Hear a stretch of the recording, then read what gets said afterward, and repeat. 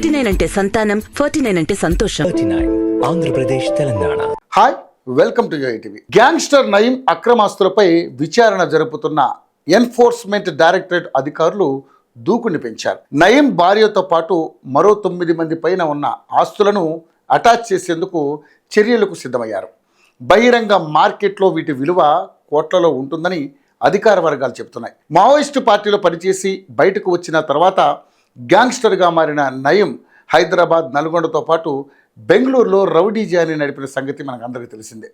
ఈ క్రమంలో రైతులు, వ్యాపారులు, పలు పారిశ్రామికవేత్తల్ని బెదిరించి వందల ఎకరాలను లాక్కున్నాడు.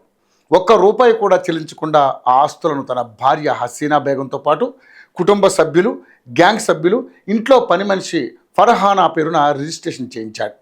2016 ఆగస్టులో షాద్నగర్లో మిలీనియం టౌన్షిప్ గ్రే హౌన్స్ పోలీసుల ఎన్కౌంటర్లో నయీం హతమయ్యాడు.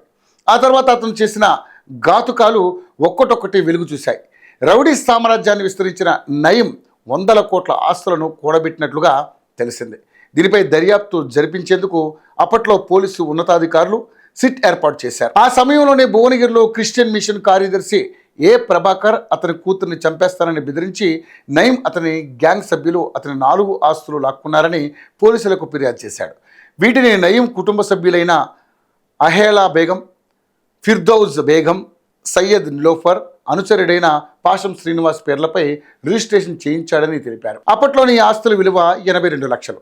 తనకు చిల్లి గవ్వ కూడా ఇవ్వలేదని పేర్కొన్నాడు. ఈ క్రమంలోనే సిట్ నమోదు చేసిన ఎఫ్ఐఆర్, ఆదాయ పన్ను శాఖ అందించిన వివరాల ఆధారంగా ఈడీ అధికారులు 2022లో నయీం, అతని బినామీలపై ఈసీఐఆర్ ప్రారంభించారు. దర్యాప్తులో దూకుడు పెంచిన ఈడీ అధికారులు తాజాగా నయీం, అతని భార్య హసీనా బేగం, అతని కుటుంబ సభ్యులు మహమ్మద్ తాహేరా బేగం, మహమ్మద్ సలీమా బేగం, మహమ్మద్ అబ్దుల్ సలీం, తహేలా బేగం, సయ్యద్ నిలోఫర్, ఫిర్దౌజ్ అంజుమ్, మహమ్మద్ ఆరిఫ్, హీనా కౌసర్ పేర్ల మీద ఉన్న 35 ఆస్తులను గుర్తించారు.